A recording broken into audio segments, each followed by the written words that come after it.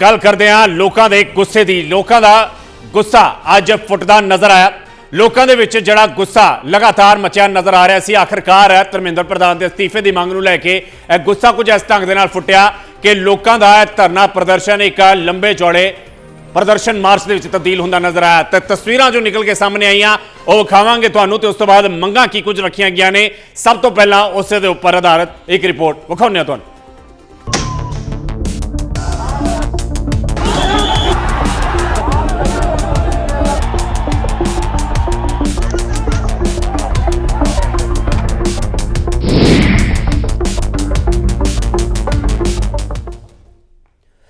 जिह cockroach का हल्ला बोल कॉकरोच जनता पार्टी वालों पिछले लंघे दिनों दौरान धरने प्रदर्शनों का दौर जो जारी सी। जंतर मंतर तो अज ऐलान किया गया सी कि संसद वाल कूच की जाएगी, पर शायद यह अंदाजा इंटैलीजेंस भी नहीं सी कि इन्ने लोग इकट्ठे होकर इत्थे आ जाएंगे तो हालात इत्थों तक बन जाएंगे कि लोग प्रदर्शन करते करते कूच करते करते संसद भवन तक पहुंच जाएंगे। तो उस तो बाद सीधियां बंदूकां ताण दित्तियां गईयां इन्हां प्रदर्शनकारियों के वाल। हालांकि गोली चलने की नौबत नहीं आई, पर लाठी चार्ज होया, हंझू गैस के गोले छड्डे गए ने ते इस दौरान कई प्रदर्शनकारी भी जख्मी हुए ने। आखिरकार दस्सिया जा रहा है कि अभिजीत दिवके ने अपना जड़ा फास्ट सी अपनी भुख हड़ताल सी उसनूं खत्म कर दिता है। मुलाकात हुई है सीजेपी के आगुआं की, जेपी नड्डा के नाल मंग पत्र सौंप दिता गया है। मुख मंगां की कुछ ने भी तुहानूं दस्सांगे, पर सब तो पहला अज दियां वो तस्वीरां जिहड़ियां कि वाकई च डेमोक्रेसी नूं जरूर शर्मसार करदियां ने।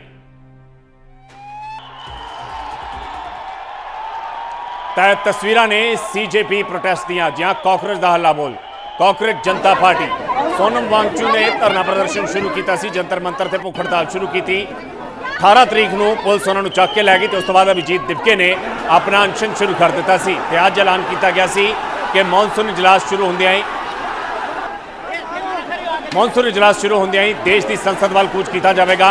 पर अंदाजा शायद किसी को नहीं सी कि भीड़ पूरे जंतर मंतर नूं इस ढंग दे नाल घेर लेगी और यह भीड़ इस ढंग नाल अगे वधेगी कि दिल्ली पुलिस नूं भी हत्थां पैरां दी पै जाएगी। जी हाँ, दिल्ली पुलिस के रैपिड एक्शन फोर्स के कई जवान इत्थे तैनात किए गए, पर फिर भी बैरीकेडिंग तोड़न दे विच 3 लेयर सिक्योरिटी नूं तोड़न दे विच प्रदर्शनकारी कामयाब होंदे ने।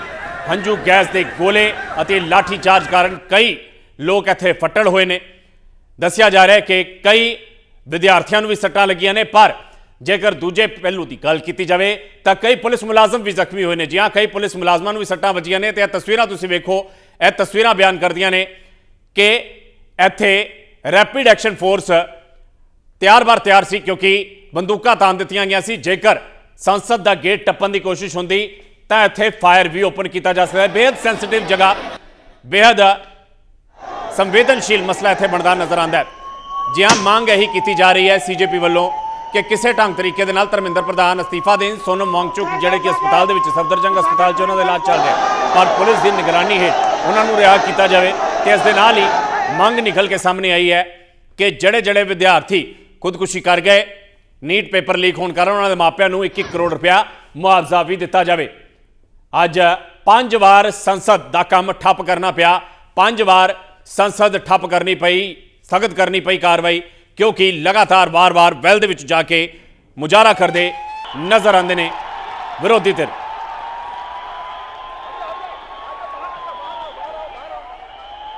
तो कॉकरोच का हल्ला बोल जी हाँ, सीजेपी वालों लंघे दिनों दौरान की कुछ किया गया है तुसीं जरूर वेख्या पढ़िया होना है, पर अज जो ऐलान किया गया सी शायद इसका अंदाजा इंटैलीजेंस को भी नहीं सी कि एड्डी वड्डी गिनती के विच प्रदर्शनकारी इत्थे पहुंच जाएंगे। दरअसल 18 तरीक को सोनम वांगचुक नूं दिल्ली पुलिस जबरी चुक के लै जाती है। दिल्ली पुलिस का तर्क आता है कि असीं तां सिर्फ हाईकोर्ट के नियमां की पालना कर रहे हैं। हाईकोर्ट ने जो आदेश दिते हैं कि सोनम वांगचुक के हैल्थ का ध्यान रखना, असीं उही ऑर्डर पूरे कर रहे हैं। पर इस तो बाद अभिजीत दिवके का प्रदर्शन शुरू हो जाता है। अभिजीत दिवके भुख हड़ताल से बह जाते हैं। तो अज ऐलान किया गया सी कि संसद तक कूच की जाएगी। अज कुछ जिहा मंजर वेखण नूं मिलिया जो पिछले 10-12 साल दौरान वेखण नूं नहीं मिलता।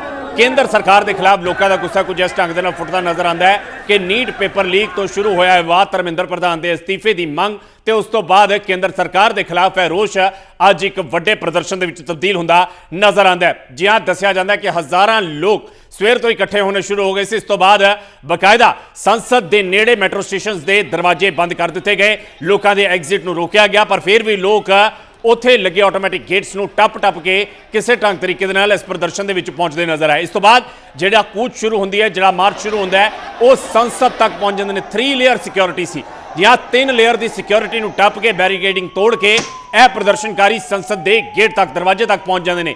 ਇਸ ਤੋਂ ਬਾਅਦ ਸੰਸਦ ਦੇ ਅੰਦਰ ਦੱਸਿਆ ਜਾਂਦਾ ਹੈ ਕਿ ਜਿਹੜਾ ਸੈਸ਼ਨ ਚੱਲ ਰਿਹਾ ਸੀ, ਜਿਹੜੇ तमाम ਸੰਸਦ ਅੰਦਰ ਮੌਜੂਦ ਸੀ ਉਹਨਾਂ ਨੂੰ ਸੇਫ ਜ਼ੋਨ ਦੇ ਵਿੱਚ ਲਿਜਾਇਆ ਗਿਆ ਤੇ ਉੱਥੇ ਕਰਫਿਊ ਦਾ ਐਲਾਨ ਕਰ ਦਿੱਤਾ ਗਿਆ। ਕਿਸੇ ਨੂੰ ਵੀ ਉੱਥੇ ਅੰਦਰ ਆਉਣ ਦੀ ਮਨਜ਼ੂਰੀ ਨਹੀਂ ਸੀ, ਪਰ ਫਿਰ ਵੀ ਪ੍ਰੀਕਾਸ਼ਨ ਦੇ ਤੌਰ ਦੇ ਉੱਪਰ, ਸਾਵਧਾਨੀ ਦੇ ਤੌਰ ਦੇ ਉੱਪਰ ਦੱਸਿਆ ਜਾਂਦਾ ਹੈ ਕਿ ਬੰਦੂਕਾਂ ਤਾਣ ਲਿੱਤੀਆਂ ਗਈਆਂ। ਜੇਕਰ ਕੋਈ ਉੱਥੇ ਅਜਿਹੀ ਘਟਨਾ ਵਾਪਰਦੀ ਤਾਂ ਹੋ ਸਕਦਾ ਉੱਥੇ ਫਾਇਰਿੰਗ ਵੀ ਹੋ ਜਾਂਦੀ, ਪਰ ਗਨੀਮਤ ਇਹ ਰਹੀ ਕਿ ਗੋਲੀ ਚੱਲਣ ਦੀ ਨੌਬਤ ਨਹੀਂ ਆਈ। ਪਰ ਲਾਠੀ ਚਾਰਜ ਜ਼ਰੂਰ ਹੋਇਆ, ਹੰਝੂ ਗੈਸ ਦੇ ਗੋਲੇ ਜ਼ਰੂਰ ਦਾਗੇ ਗਏ ਨੇ, ਕਈ ਲੋਕਾਂ ਦੇ ਸਿਰ ਜ਼ਰੂਰ ਪਟੇ ਨੇ ਤੇ ਨਾਲ ਦੱਸਿਆ ਜਾ ਰਿਹਾ ਕਿ ਕਈ ਪੁਲਿਸ ਮੁਲਾਜ਼ਮ ਵੀ ਫੱਟੜ ਹੋਏ ਨੇ। ਪਰ ਸਵਾਲ ਇੱਥੇ ਹੀ ਬਰਕਰਾਰ ਹੈ ਕਿ ਪ੍ਰਦਰਸ਼ਨ ਦਾ ਕੀ ਅਖੀਰਲਾ ਰਸਤਾ ਇਹੀ ਰਹਿ ਗਿਆ ਸੀ ਕਿ ਵਾਕਈ 'ਚ ਇਸ ਢੰਗ ਦੇ ਨਾਲ ਭੀੜ ਜੇਕਰ ਹਿੰਸਕ ਹੁੰਦੀ ਹੈ ਤੇ ਉਸ ਤੋਂ ਬਾਅਦ ਜੇਕਰ ਕੋਈ ਅਣਸੁਖਾਵੀ ਘਟਨਾ ਹੋ ਜਾਂਦੀ ਹੈ ਤੇ ਉਸ ਦੇ ਲਈ ਕੌਣ ਜ਼ਿੰਮੇਵਾਰ ਹੁੰਦਾ ਹੈ।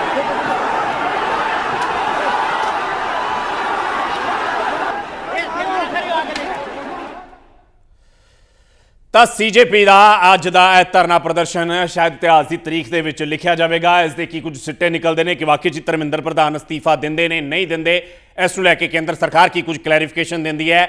ਨੀਟ ਦਾ ਪੇਪਰ ਹੋ ਗਿਆ, ਰੀਨੀਟ ਦੇ ਰਿਜ਼ਲਟਸ ਵੀ ਆ ਗਏ, ਪਰ ਗੁੱਸਾ ਹਲੇ ਵੀ ਬਰਕਰਾਰ ਹੈ ਔਰ ਕਿਹਾ ਹੀ ਜਾ ਰਿਹਾ ਹੈ ਕਿ ਵਿਦਿਆਰਥੀਆਂ ਦੇ ਭਵਿੱਖ ਦੀ ਚਿੰਤਾ ਕੇਂਦਰ ਸਰਕਾਰ ਨੂੰ ਵੀ ਹੋਣੀ ਚਾਹੀਦੀ ਹੈ। ਵੱਖ-ਵੱਖ ਪ੍ਰਤੀਕਰਮ ਨਿਕਲ ਕੇ ਸਾਹਮਣੇ ਆ ਰਹੇ ਨੇ, ਖਾਸ ਤੌਰ ਤੇ ਪੋਲੀਟੀਕਲ ਰਿਐਕਸ਼ਨਸ ਕੀ ਕੁਝ ਨਿਕਲ ਕੇ ਸਾਹਮਣੇ ਆਏ ਉਹ ਵੀ ਇੱਕ ਵਾਰ ਸੁਣਵਾ ਦਿੰਦੇ ਹਾਂ ਤੁਹਾਨੂੰ। हम सब कह रहे हैं डिस्कस करो, एजुकेशन पॉलिसी में प्रॉब्लम्स हैं, बड़े बड़े इश्यूज हैं, आप डिस्कस करने के लिए राजी नहीं है और बच्चों पे आप टीयर गैस कर रहे हो और उनकी पिटाई कर रहे हो, किस लिए? बच्चे हमारे। सबसे पहले सरकार को नीट पर जवाब देना चाहिए। करोड़ों बच्चों का भविष्य लूट लिया गया, करोड़ों बच्चों को नीट और री नीट में बार बार हेराफेरी का शिकार होना पड़ा। राहुल गांधी जी छात्रों की गूंज कर रहे हैं, पर छात्रों की गूंज इस सरकार के मन तक क्यों नहीं पहुंचती?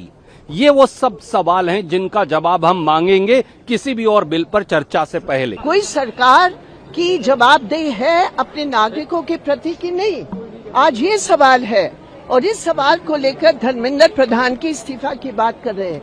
ये भ्रष्ट शिक्षा सिस्टम ने लाखों स्टूडेंट नौजवानों की भविष्य के साथ खिलवाड़ किया है, इसलिए आज ये डिमांड है धर्मेंद्र प्रधान इस्तीफा दो। सरकार में अहंकार कितना कि सुनना भी नहीं चाहती है, सुनना तो दूर, अगर वो लोकसभा यहाँ तक आना चाहें अपनी बात कहने तो लाठी और जो अन्याय कर सकते हैं, जो प्रताड़ना दे सकते हैं वो दे रहे हैं। दुख है कि आज लाठी चली है। मैं अपने युवा सांसदों से कहूंगा कि जिन बच्चों पर लाठी पड़ी है और जंतर मंतर पे अगर वो मिलने जाना चाहते हैं तो जाएं, मिल करके आएं और पार्टी का संदेश दें कि हम उनके साथ हैं। उधर कांग्रेस जनता पार्टी के विरोध विचाले वड्डी खबर निकल के सामने आई कि सौरभ दास जी सीजेपी के आगू ने उन्होंने जेपी नड्डा के नाम मुलाकात की है।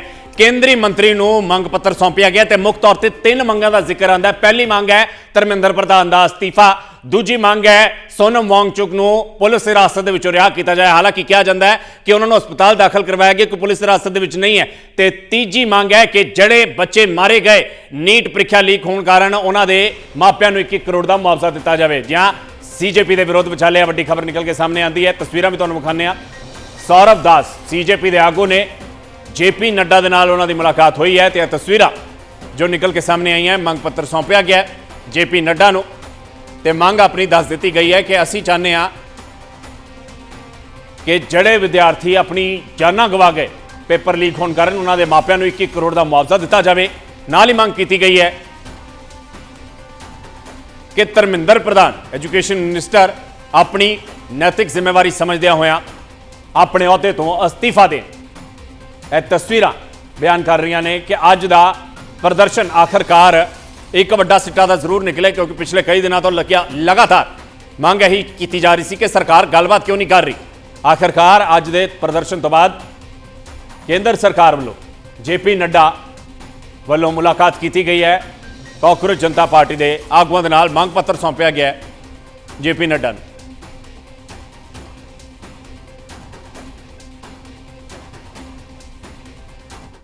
दो बार हम लोग जेपी नड्डा जी से मिले। हम लोग 12 बजे यहाँ पे आए थे एंड हम लोग की मीटिंग करीब 2:15 2:30 बजे हुई। एंड मीटिंग में हम लोगों ने यही बोला कि हमारे 3 डिमांड्स हैं। पहले कि सोनम वांगचुक जी को तुरंत रिलीज किया जाए, एंड जब तक वो फॉर्मेलिटीज पूरी होती है उसमें उनको एक वीडियो बनाने का अलाउ किया जाए। वो वीडियो में यही हो कि वो अपील करे शांति बनाए रखने के लिए, लेकिन वो अभी तक हुआ नहीं है। नंबर 2, हमारा ये भी डिमांड है कि धर्मेंद्र प्रधान जी का रेजिग्नेशन तो अब आना ही पड़ेगा। या तो उनको बर्खास्त करे कैबिनेट से, या तो वो खुद रिजाइन करे। प्रोटेस्ट तब तक चालू रहेगा जब तक उनका रेजिग्नेशन नहीं आ जाता। और तीसरा, जो नीट के फैमिलीज है, जो बच्चे मर गए हैं 20 से ज्यादा, उन फैमिलीज को 1 करोड़ का मुआवजा मिले। इधर सीजेपी ਆਗੂਆਂ ਤੇ ਲਾਠੀਚਾਰਜ ਦੀ ਰਾਹੁਲ ਗਾਂਧੀ ਨੇ ਸਖਤ ਸ਼ਬਦਾਂ ਦੇ ਵਿੱਚ ਨਿਖੇਧੀ ਕੀਤੀ ਅਤੇ ਕਿਹਾ ਕਿ ਜਾਇਜ਼ ਸਵਾਲ ਚੁੱਕਣ ਤੇ ਜਵਾਬ ਦੇ ਵਿੱਚ ਲਾਠੀ ਡੰਡੇ ਹਾਸਲ ਹੋਏ ਨੇ। ਪੇਪਰ ਲੀਕ ਕਰਨ ਵਾਲੇ ਆਜ਼ਾਦ ਘੁੰਮ ਰਹੇ ਨੇ ਤੇ ਮੁੱਦਾ ਚੁੱਕਣ ਵਾਲੇ ਘਸੀਟੇ ਜਾ ਰਹੇ ਨੇ। ਸਰਕਾਰ ਨੌਜਵਾਨਾਂ ਨੂੰ ਨਾਕਾਮ ਨਹੀਂ ਕਰ ਰਹੀ, ਸਗੋਂ ਟੁੱਟ ਪਈ ਹੈ। ਜਾਂ ਰਾਹੁਲ ਗਾਂਧੀ ਦਾ ਬਿਆਨ ਤੁਹਾਨੂੰ ਦੱਸ ਰਿਹਾ। ਦਰਅਸਲ ਰਾਹੁਲ ਗਾਂਧੀ ਲਗਾਤਾਰ ਸੀਜੇਪੀ ਦੇ ਹੱਕ ਦੇ ਵਿੱਚ ਨਿੱਤਰਦੇ ਨਜ਼ਰ ਆਉਂਦੇ ਨੇ। ਅੱਜ ਜਦ ਕਾਂਗਰਸ ਜਨਤਾ ਪਾਰਟੀ ਵੱਲੋਂ ਇਹ ਪ੍ਰਦਰਸ਼ਨ ਕੀਤਾ ਗਿਆ ਹੈ, प्रदर्शन मार्च कढ़िया गया तो राहुल गांधी एक बार मुड़ तो सरकार की निखेधी करते नजर आते हैं। राहुल गांधी का कहना है कि पीएम मोदी इतिहास के सब तो वध नौजवान विरोधी प्रधानमंत्री साबित हुए ने। एक असफल सिक्ख्या मंत्री धर्मेंद्र प्रधान का अस्तीफा वो नहीं लै सके। राहुल गांधी के बयानों के नाल लाजमी तौर पर इस मॉनसून सैशन के होर ज़्यादा हलचल वधी जरूर वेखी जाएगी। पर राहुल गांधी ने केंद्र सरकार की निखेधी करदियां की कुछ टिप्पणियां कीतियां वो तुहानूं दस रहे हैं। राहुल गांधी का कहना है कि सरकार नौजवानों के उपर टुट पई है। पीएम मोदी इतिहास से सब तो वध नौजवान विरोधी प्रधानमंत्री साबित हुए हैं। This country has a majority of young people. Prime Minister Modi is the most anti-youth Prime Minister India has ever had. The boys and girls who are walking the streets of Delhi are not criminals. They are demanding their rights. Their rights are to have an education system that respects them, to have an education system that is fair, to have an education system that is working. There's absolutely nothing wrong in what they're doing, and it's disgusting what the government is doing and what the police is doing. This is absolutely no way to behave. Tear gassing students, lathi charging students is not democratic. It's not India's way. And it is not the way this should be done. They have legitimate demands. The Prime Minister should accept these demands and do something about it. Everybody is sick and tired of the way our education system is running. Everybody is sick and tired of how the RSS has captured our education system and how all our institutions are being run by one organization. This is a natural response that the young people of India are making, and it should be respected. We've been raising this issue not for weeks or months, we've been raising it for years. There's a fundamental problem, and Modi disrespects all the young people of this country. All they believe in is asatya and hinsa, which are the anti-Indian principles. GTC News, खबर तुहाडी।